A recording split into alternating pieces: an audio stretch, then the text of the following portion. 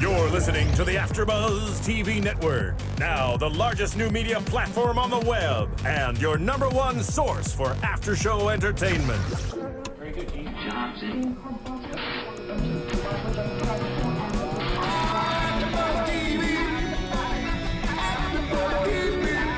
From the AFTERBUZZ Studios in Los Angeles, California, presented by Maria Menounos and streaming live thanks to Akamai Technologies. This is AFTERBUZZ TV's Revolution After Show. We'll break down tonight's episode and get you all the latest news and gossip. And now, another post-game wrap-up show for your favorite TV show. It's AFTERBUZZ TV's Revolution After Show. Welcome, everybody, to another episode, Season 2, Episode 7, The Patriot Act. Man, I must say, this was an amazing episode to where it's like every week the episodes get better. What do you have to say about that? Dude, Revolution is stepping its game up, coming in hard, you know. We got to. It's getting close to that halfway season mark. Something big's going to go down. Man, every week I think it's something big going down because you can't really predict anything what's going to happen anymore because my predictions have been wrong every single week. Every week something's wrong. So I mean I don't know what to say about it. First off, tell me who you are. Oh, I'm your host, Larice. People, Megan cannot be here tonight. What she do? Welcome everybody to let you know that she's not here, but she's here. She's here in spirit. I'm your co-host Ryan Hooks. Megan's home sick. We wish her well. See her next week. Oh yeah. This. So let's kind of do this. Let's talk about Major Neville, Jason, and the Secretary of State. Like, it kind of comes on with them where Jason's still captured, and they're really trying to identify, are you with us or are you not with us? And she doesn't have any trust with Jason at all because of her experience with her son. She turned her back on her son right away and doesn't feel that Jason's twisted. I thought right away when I saw Jason, he was calling him dad. He seemed calm. He seemed collected. I trusted him right away. I mean, just based on the comparison of the two characters that he had when he was drugged up and when he wasn't drugged up, I trusted him as soon as I saw him. But you know what? The last episode, I didn't really trust him as much because, again, it's kind of like new. He could possibly still be under the influence or something. But this episode, it was kind of, do I trust him? Do I not trust him? But at the same time, they did the right thing to kind of keep him in handcuffs because, as you can see, it actually saved their lives because as they kind of go into the woods, the secretary was like, okay, you should just kill him. But, you know, Neville's like, no, this is in his mind, as a father or a parent, I'm not going to just kill my child and just leave him out there for just to die because just to respect for just being a parent overall. And she didn't even want to bring him. She's saying, leave him behind. He's going to scream. He's going to give away our location. You know, we can't trust him. I know that this is what he's going to do. He's going to get us in trouble. We're going to get caught with him. So leave him. Yeah, but what ends up happening as they kind of travel through the camps to try to escape from the gunfire, that, you know, he's so amazing because he kind of just like dictated, like, okay, well, shots were fired. He looked out the window. He's like, man, he kind of gauged how far away they was. He's like, they're like a mile away. And I'm just, you know what? That's great military skill. You kind of understand how close or how far your enemy is. So what did they kind of pack up everything and they leave. So they begin to walk through this town, and all of a sudden, you know, Major Neville, he hears something. He has like great ears where it's like, always, hold up, I heard a twig snap 3 miles down the road. Exactly. So, you know, and what he does, he kind of goes out because he's the only one with a gun, because Jason's handcuffed and the secretary say, I really don't think he trusts her either. So it's kind of like one of those things like, I'm the only person in charge, follow me. But as he go to check everything out, shots got fired. So all of a sudden, everybody takes cover, and he's like, man, what's happening? Me personally, I didn't know who it was at first. I was unsure a little bit too. I mean, I figured they were probably still looking for him because since they went missing, that whole team got taken out earlier, and 2 episodes ago when they were in that bunker, and Neville took them all out. So I assumed it was probably them coming to find him still, especially since Jason never came back. Shots are fired. They all get laid out, get down on the ground. And then Neville runs out of ammo, and his 10 shots is dead. I was waiting for him to run Finally, somebody runs out of ammo. Exactly. 15 years later. Every gun has ammo until this point in time. But then as you go see, like, Jason's like gets up bravely, like, hey, I'm a patriot. They captured me. I'm a prisoner. Exactly. And, the Secretary of State, and both of them look at each other like, whoa, what is he doing? Like, why is he giving himself up like that? But what ends up happening is Jason saves their lives. Come in covered in blood. Yes. Seems like a trend in this episode. People discovering blood for no reason. Yeah, but do you think he's doing it because he really trusts his father and he's not drugged up and he really want to kind of be part of everything right now? Or he's doing it actually playing the trickery game just to try to get back at him and just like, to let everybody know, like, okay, cool, I know where they're hiding out at. I think Jason's back. I mean, like I said, 2 episodes ago when he was still drugged up, he was sort of in and out, but then that one moment when it was clear, he called him Dad. The very beginning of this episode, hey, Dad, hey, the way he's talking, the way he's working, and I think he was doing it to rebuild that trust, because you saw him just put that whooping on him a couple weeks ago too. Oh yeah. And so I think he's got a little of that anger out. I think they're gonna start working well together. I mean, but it seems like everybody's starting to team up now. And then, like, once they at the camp and everything, Major Neville, his conniving self, who always got something up his sleeve to where he gives the secretary, he like, hey, you like to drink? Yeah. And he got a concept like, hey, you need a drink and everything. Have some in my flask. Exactly. And, like, he drugs her. And Jason wakes up and like, what do you do? What did you do? You're figuring like he's still up to his old plan. So do you think now, you think he's going to trust him or not? You can never trust Neville. But I still love him every week, still cheering for him. I mean, that's true, too. That's true. I mean, this is always his plan originally. He said, you know what, let's take out the Patriots. I got to get in, do what you got to do, keep your mouth shut. Let's be a cook, let's be a slave to them. Let's work our way up and then build that trust. Let's save her life. He killed Jason's friend in a way to build trust with her.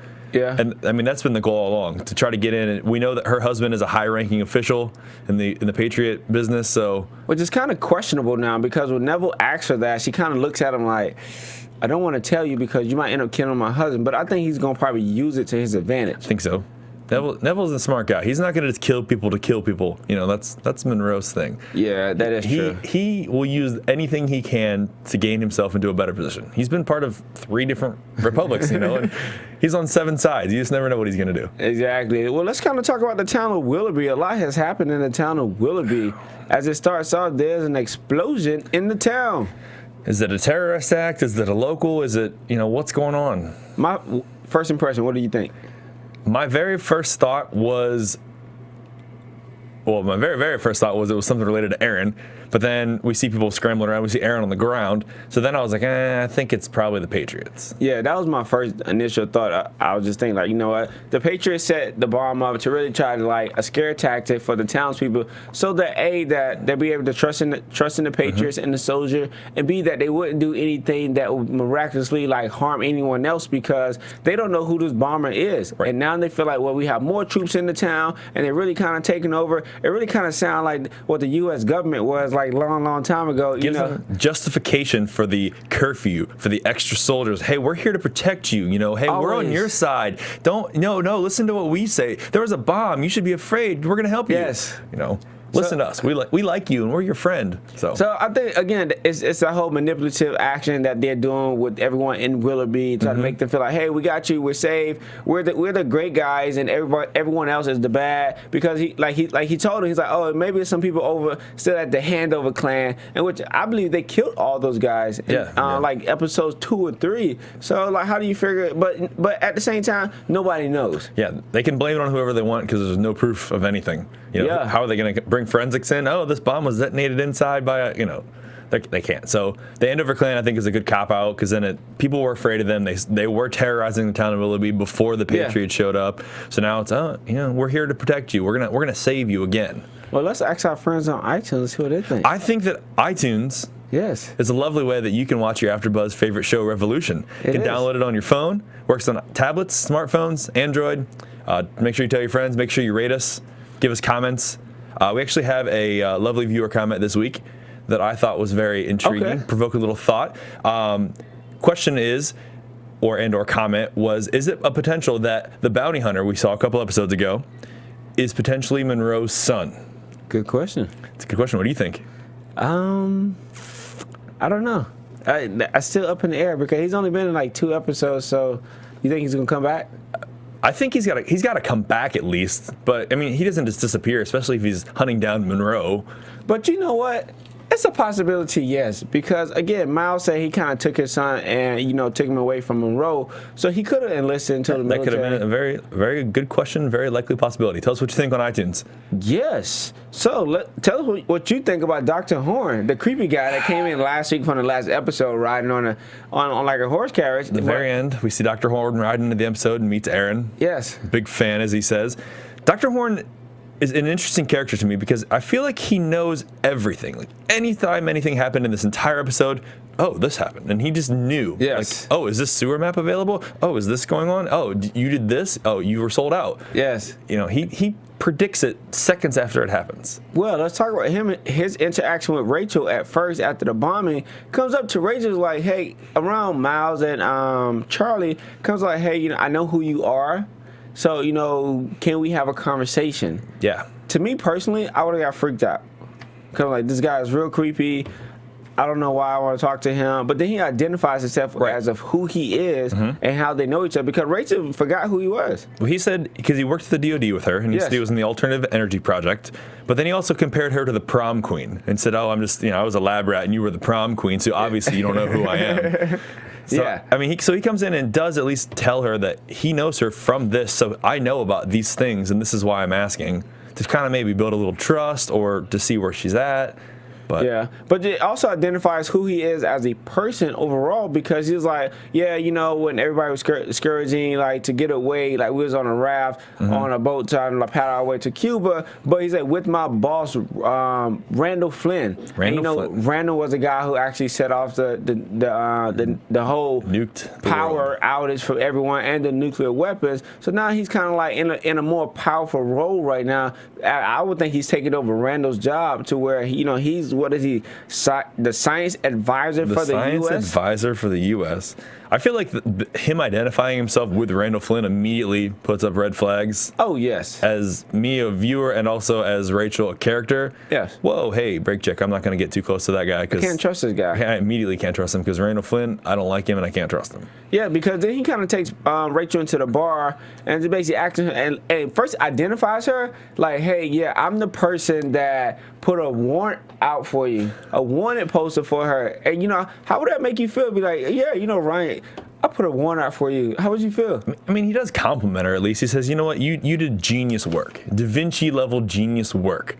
That's why I wanted you. I wanted to talk to you. I wanted to pick your brain. I wanted to know more about this amazing technology that you came up with. Yes. So we wonder, although he's a science advisor, how smart is he? Because if he was smarter than her, he would have figured it out. But at the same time, when you work in the DOD, you do have some type of awareness of everything that goes around you, because again, everybody kind of works together as a team. And he kind of identifies and talk about the programming of the technology and the nanites, and he really want to kind of understand, like, what are the nanites? What's happening? Why are they absorbing electricity? Why the bigger question is, how did the nanites set the soldiers on fire? Because he said, this is the reason why I came, is because two of my soldiers got killed, burnt up into flames, and there's no explanation. And he even brings up some really, really cool, interesting points, in terms of plot development, where he talks about programming and controlling. Yes. That he wants to take these nanites and program and control, and use them, since they absorb energy, he can also use them to release energy.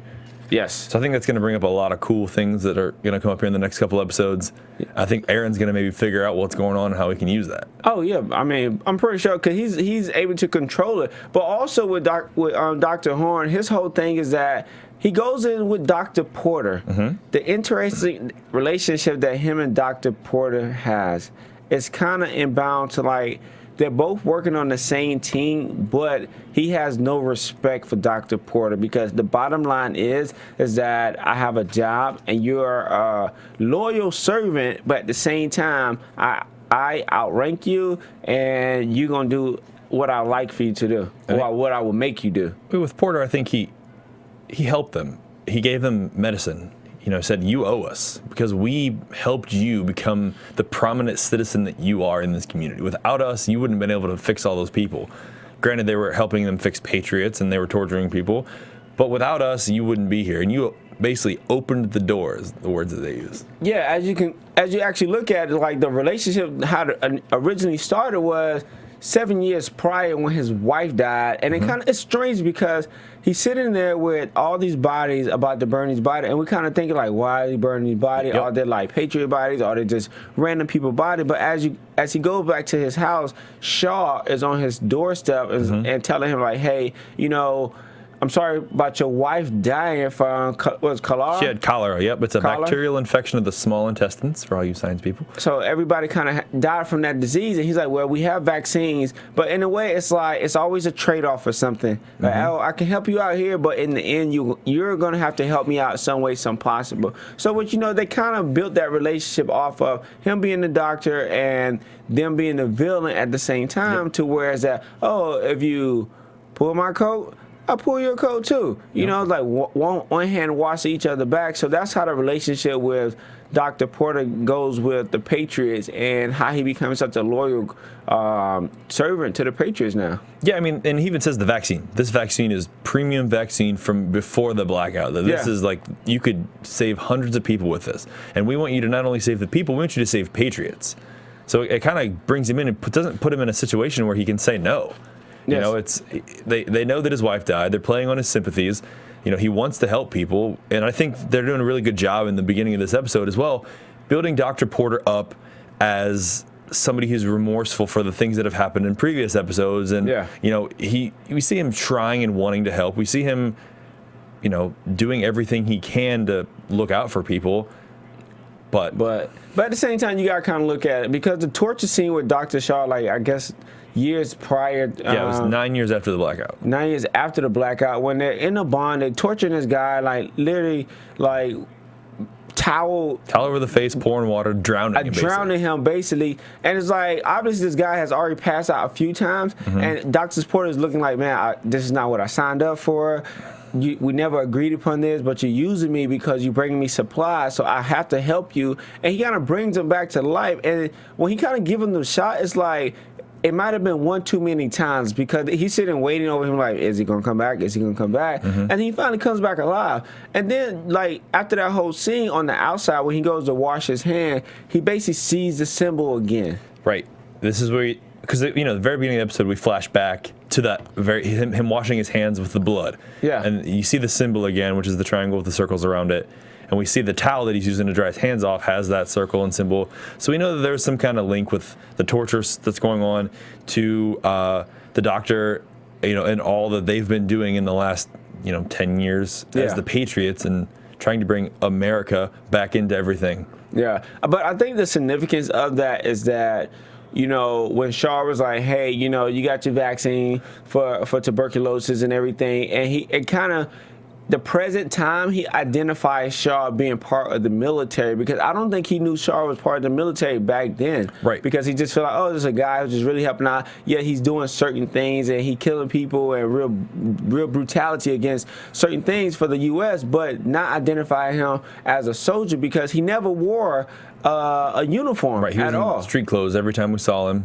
Yes, and so when he actually see the symbols again, because what triggered is when he was talking to Dr. Horn, and he saw the pin on his jacket, and that's when he originally thought back to Shaw, and the second encounter 9 years later when he saw it on the towel when he was washing his hand, as to what's really happening now. And I think that's the reason why he's starting to feel remorseful for the things that he's done, because he probably feels like, you know what, I'm causing this for ourselves in the town of Willoughby, because I allowed it to happen, because I helped them as much as I was trying to help the townspeople, but I also helped them originate and also build a military amongst my people.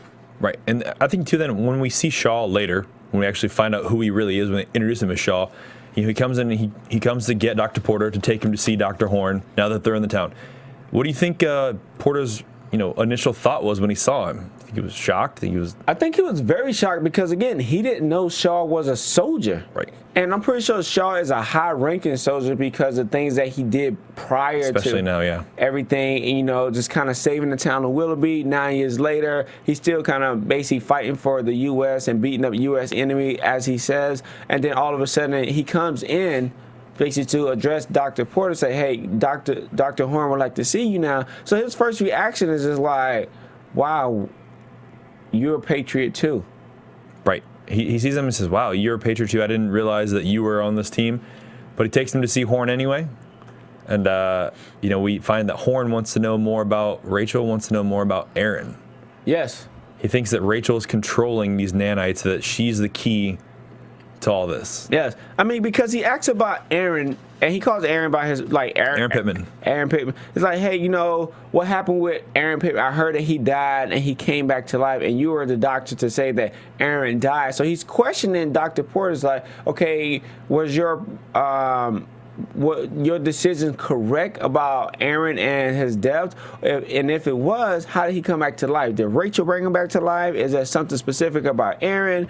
And he kind of goes back and forth with him about it, and he's just kind of like, don't really want to answer the questions at all. Right. You see that he's kind of answering some to a slight, leaving some details out, but he's also then blatantly lying. There are some questions, where is he? I don't know. Yeah. Even though he knows, but we see he's lying. And again, I think they did a great job in this episode building Dr. Porter up, Yes, because you also look at it that when Miles and everyone knows that, okay, after Rachel talked to Dr. Horn, so now she's tell Miles that we had to get Aaron out. And then as they're kind of discussing everything in the kitchen, and Dr. Porter goes to say, hey, I'll help him escape. And it's like, how do you help him escape? He basically has a booby trap door in his wagon. Mm-hmm. All he has to say, oh, I'm going out to get med supplies, and I'll put Aaron and Cynthia in here, and we'll help him escape. I mean, seems legit. He goes out weekly to get medical supplies because he's the doctor in town. They trust him. They know he's a Patriot. Obviously, they're going to tell him it's okay to let him go. Offers to help him, offers to take him out, and also says that he's been listening. He knows about Monroe. Everything. And because at the beginning, I was questioning like who knew about Monroe at the the very beginning of the episode. I thought in between two people, either Dr. Porter or Rachel himself, like father-daughter snitch together. Right. It's kind of like weird. I think after watching the whole episode, I think Rachel was the only one that knew about Monroe because she prepped the drugs and then the questions that came afterwards.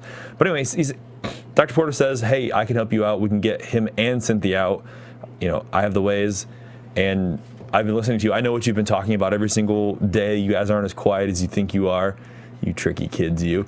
Yeah. So, and I think seems like he wants to help. I mean, and then what kind of goes from there, we kind of pan back to Dr. Porter and Dr. Horn in this conversation, but Dr. Horn began to threaten. Dr. Porter's like, hey, if you don't tell me where he is, if you don't help me, he kind of leveraged the fact of Rachel, and the weakness of his heart is his daughter. And his granddaughter. And his granddaughter. So when you kind of look at it like, hey, if you don't tell me what Aaron Pittman is, I'm gonna basically like, when I found Rachel, I'm gonna torture her until that I kill her unless you tell me something. Do you want to kind of lose another family member? Right. And then we see a little bit of loss of credibility on Dr. Porter's part, where he says, it's not Rachel. When he first said that, I was wondering where he was going with it. I didn't know if he was trying to cover up just to protect Rachel or what, and he ends up saying, no, Rachel doesn't know how to control it. It's Aaron. Yeah, but Gene also talks about the way he kind of like addresses Dr. Porter's like you're the reason why we're here. You're kind of open up the whole idea of us kind of coming to Willoughby and the Patriots taking over because you decided again to get in bed with Dr. Shaw to build that relationship, but also to let us know that hey, Rachel is here. And being that he already had a bounty on Rachel's head, so now it's like, okay, well, now we figure out why the Patriots actually came to Willoughby and why they are monitoring Willoughby so much because of Rachel being there, because of Aaron's being there, and because of the fact of the occurrences that's happening throughout Willoughby right now. Right. Clearly, it can't be a coincidence that Rachel's there, these nanites are burning people up, and everything's going down in this one town where everyone just happens to be. Yeah, and again, like he said, you kind of open the door for war. And so, what does Dr. Porter do? He tells Dr. Dr. Horn, hey, here's the truth about the nanites and Aaron. That Aaron's the one who kind of like ignited the nanites who burned up the two soldiers, and Aaron controls the nanite, and that's how he actually came back to life. So now he's like a snitch. Yep, he's back to his old self again. So you really can't trust him at all. And so what do? They try to ambush Aaron and Cynthia because now Dr. Horn wants him, and that the ambush itself, I felt like somebody was watching over them in the beginning because he was just too excited. just too willing to do it without even like telling Rachel, like, this is what's happening, just so they can even try to do anything else. He's just kind of too excited, like too willing to do it. He came out too quick with too much information. And I wrote down on my note when I was taking notes for the show, I put, he seems remorseful. Is this a trick? Like, that was the exact thing that I wrote down, thinking about, man, he seems almost like too remorseful, too willing to help, as you were saying, too eager to give up too much information too fast. And I think that immediately for me said, oh, something's not right. Yeah. So, I mean, but as it kind of goes on with the whole ambush and the capture of Aaron, they're sitting there, and two of the townspeople kind of like pass by, but then realize it wasn't Aaron. So Dr. Horn comes out with the soldier and kind of confronts Dr. Porter, and lo and behold, who do we see? From a distance, Miles and Rachel with binoculars spying on Dr. Porter, because, again, they set him up. Instead of him setting them up, they set him up to kind of understand what's his position, why certain things are happening, how do they know about Texas, how do they know about Monroe, how do they know about Aaron. So Miles kind of figured, you know what? I've been doing it for so long. I know when there's not to trust a guy and when to trust a guy. I guess overall from his years of being in the military and, and really kind of torturing people, to tell when people are telling the truth. Rachel, on the other hand, she's kind of brokenhearted. I mean, how do you not be brokenhearted when your dad's been selling you out for the last couple of weeks? Yeah. And he said, too, going back to his eagerness and willingness to help, Miles brings to the point, he knew all these plans. How did he know? Who knew these plans that were going except us, and we're standing here?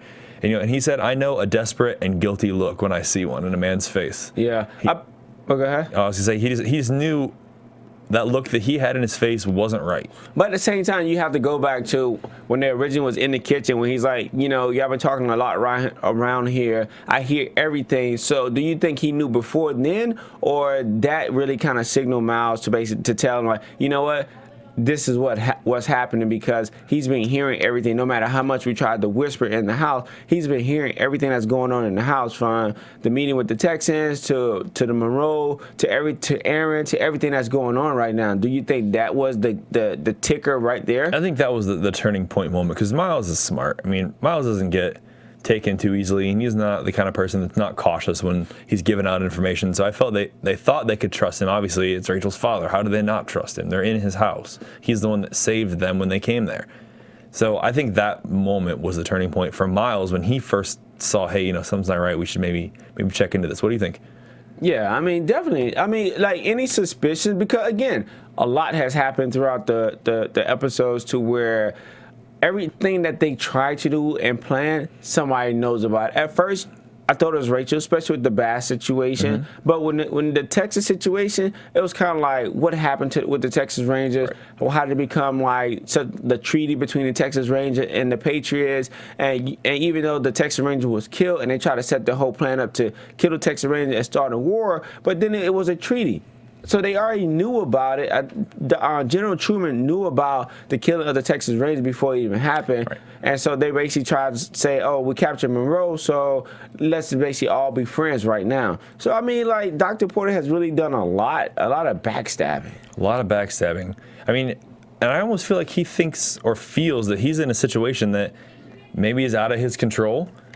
I mean, because, you look back to these flashbacks with him. This is the first time we've seen any flashbacks with Dr. Porter. So we are learning a little bit about his history, about his wife dying, about him trying to help people and being stuck in a situation where he's forced to help, Shaw torture these people to get information to help bring the Patriots back.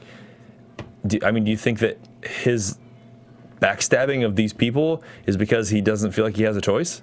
I mean, but it's definitely kind of like they're forcing him to do certain things. But at the same time, it's not forceful, because everything that he's done, he felt like he was doing it for the good of the town and the people. So he was basically manipulated throughout the Patriots, because they had a bigger plan. Even though he was just a small pawn on the chess table to, like, okay, well, we need certain things, and we know that Dr. Porter is Rachel's father, and we're able to give him certain things, because that's why they started giving the vaccines, started helping them out. And in return, he gave up information that's happening throughout the town, not knowing that information would one day turn around and cause a war between the town and the Patriots. So then do you think, here's the big question, Do you think that we see in the next couple of episodes that Dr. Porter has a moment where he draws a line in the sand, so to speak, and he stands up and says, you know what, I'm not going to do this anymore? No. Don't think so? You think he just keeps selling out? As long as Rachel is safe, he's going to continue to have his position amongst the Patriot. Because you also have to look at it when the episode first came on, when the bomb went off and he went to go talk to General Truman, and he kind of basically talks to him as if he's like a child, like, you know what, you really don't have no position, as I made you type of, you know, the way he kind of talks down to him. And again, Dr. Porter kind of realized in his mind, is like, wow, like I really don't have a position or a authoritative opportunity to kind of even like change the minds of General Truman, because again, he's in power, I'm not. Dr. Horn comes in, does the same thing to him, basically speaks down to him to make him feel like he's not relevant in anything that's happening amongst the town of Willoughby, because you're working for me, and no matter what you say or do, I have the power to kill you and put you in prison and do anything that I want to do. So no matter what you do, you're going to be a loyal patriot and basically tell me any type of information that I want to gather amongst the town, and anything that kind of like is corrupt in the town, that's your job. And it really kind of shows, like, again, and I think that's when he kind of basically look at the remorseful side of everything, to where, man, everything I did, everybody I trusted the Patriots, and General Truman, he has a bigger goal, and he's not helping me out. Dr. Horn has a bigger goal, and he's willing to kill my child. And so now you really got to look at, like, which side does he go on right now? Right. I think it creates an interesting character dilemma, especially something that the writers can play with, because the characters like this that don't have a side, you don't know what they're going to do. You can't trust them. I mean, you know, with Monroe, we know what he's going to do. We know where Monroe's loyalty lie. We know what he's going to do to protect himself, to survive, to who his friends are. Yeah. Characters like this, they have a lot of leeway where you can go either way for him. And I hope that, you know, I like Dr. Porter. I've liked him every episode up until this past 2 episodes where he's kind of selling people out. And I hope that I see in the next episode or so that he has a moment, like a defining character moment, where he makes the right decision and he does something, you know, dramatic, that's going to say, you know what, I'm not doing this anymore. You got to hold out for predictions. Sounds like a great prediction from you, Ryan. Bring it back. No problem. But let's talk about Aaron. Aaron's escape. Aaron, you're always up to no good. But at the same time, Aaron don't know what's going on. It just seems like Aaron's kind of just feel like, man, I don't know what to do. I need your help. Dr. Horn is after me now, because they already know that. Yep. Dr. Porter had basically set him up and told all the information about Aaron and the whole escape. This is my thing. They're in the sewage, and Aaron's like, yes, you know, I've been trying at this for a minute, and I can't get it. Miles heroic, like, within seconds. One-handed. Yes, like, and he makes a comment like, you know, you have one hand. How are you doing this? Show it off now. It's like, Aaron, like, come on, like, You're in the town of Willoughby. You're a man. You should have some type of strength. You know, it's kind of like ironic. Like, oh yeah, he has one hand. I have two, and the guy with one hand is a lot stronger than the guy with two hands. It really don't make sense. But at the same time, it's like, I thought everybody escaped in the sewage. I thought they were all going to go out in the sewage as well, because they, you know, but they heard gunshots. Yeah. So I think that 3 of them went up. There was that pole that led up, and they said, "Where does that go? Find out where that goes." So they must have climbed up that pole somehow, while the other 2 got in the sewer to escape. I thought maybe there would be some kind of distraction, something to let them get out of the sewer, but yeah.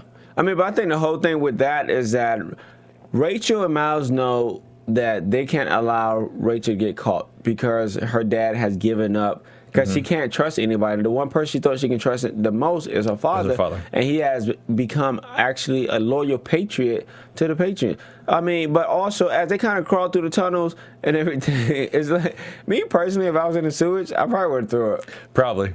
Like, just being down there, and he's like, what is it, like 15 years since this is what 15 years smells like. Exactly. I probably would have like vomit. But then when they kind of get to the leeway point, is that guns is drawing on them. Yep, they climb out the hole and there's guns waiting for them. I thought it was Bass. Do you think it was Bass as soon as the guns came out? Yeah, I thought it was Bass. I don't know why. I just felt like it was Bass, just to make sure that it was Aaron coming out of the hole. Mm-hmm. But it wasn't Bass. It was actually the soldiers. 2 soldiers waiting for him. And I think going back to a second ago to what we were talking about with him, now that he's out of the tunnel, I think every time they keep setting Aaron up as this weak, feeble character, it's going to give him more power when he figures this nanotechnology out. I mean, it's like yes, but no. But as you can see, he only uses it Well, I guess we can kind of talk about it to where, when he kind of comes out of the sewer hole, they handcuffs Aaron, but the other soldiers try to be really, I think more sexual to Cynthia. So they grab her, because she's sitting there kicking him on the ground, like, get off me, get off me, get off me, instead of, okay, cool, if you stop, I put you in handcuffs. But she continues to kick him on the ground. Then Aaron gets angry. And as you can see, the little green nanites floating around. Then all of a sudden, they're on fire. They come out of nowhere. Again, right now, all we know is it's triggered by either fear or anger. Because every time that they've come around, in all three situations, something has happened where he's been attacked. Yes. Or is in a situation where he could potentially die or get beat up, or fear and anger are what are triggering those right now. I think as soon as he learns to control that fear, we have a nice little weapon on our hands. Yeah, I mean, but then we forgot. Well, Sebastian Monroe kind of saves Aaron from the first two soldiers, right? But also, in the beginning of the episode, when Miles was sitting there doing the signals with the mirror, and I was wondering, what is that? What is he trying to tell? Is he telling that, hey, we had a bomb explosion, or the Patriots are basically gearing up to do something drastic? But as we can see, he was basically signaling him, letting him know, hey, meet Aaron at the sewers because we're trying to escape and everything, which is good military tactics. If that was my initial thought, there was just straight notification of, hey, we need to get Aaron out. He's coming your way. Because, his reaction was like, oh, geez, and he seemed to grab a pad and start writing stuff down. And yeah. But at this moment right now, it's that I think Cynthia is in the mind frame of shock. She don't know what to do. She don't know how to trust Aaron, or even she don't know what to believe. Because even when Aaron told her before, it was kind of like disbelief, almost imaginary. But then also now she sees it. Mm-hmm. And he's been telling her every time, this is going on, this is going on. And I love the comment that Aaron makes. He's like, you don't need to be afraid of him, talking about Bass. And then she's like, oh, wait, no, you're afraid of me. It's kind of like satire, please. But at the same time, he saves a life.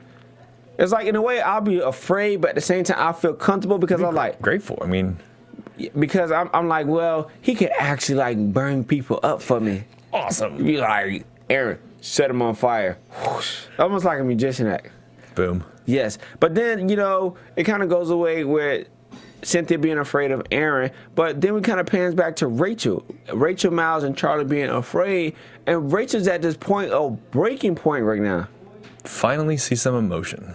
Yeah, she's at a breaking point. But I think it's because of her father for the most part. I think so, too. I mean, I think that everything in her has just been building up for the last several episodes, because we don't really see her express anything but anger, and the bull seeing red, so to speak. And we finally see a point where it finally something that happens, affects her, gets to her, and is enough to bring her down. Yes, and as you can see, Charlie shows her love and affection to really understand, Mom, I know you're going through something. And Charlie don't know what it is because they haven't told Charlie. Right, they didn't tell her what it was. That, her grandfather is a spy, a snitch for the Patriots and everything.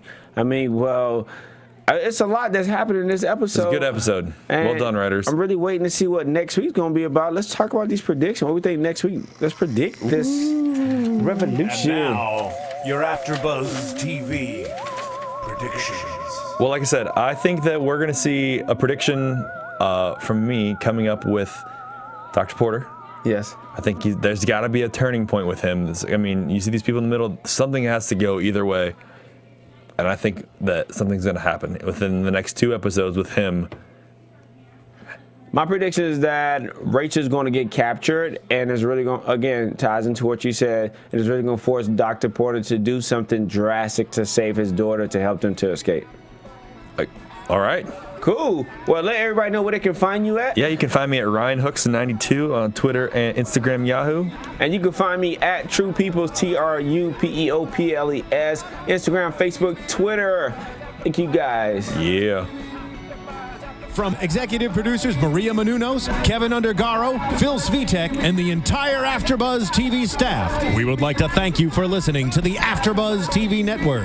To watch or listen to other after shows and post comments or questions, be sure to visit AfterBuzzTV.com. I'm Sir Richard Wentworth, and this has been a presentation of AfterBuzz TV. Buzz you later. The views expressed herein are those of the hosts only and do not necessarily reflect the views of AfterBuzz TV or its owners or principals.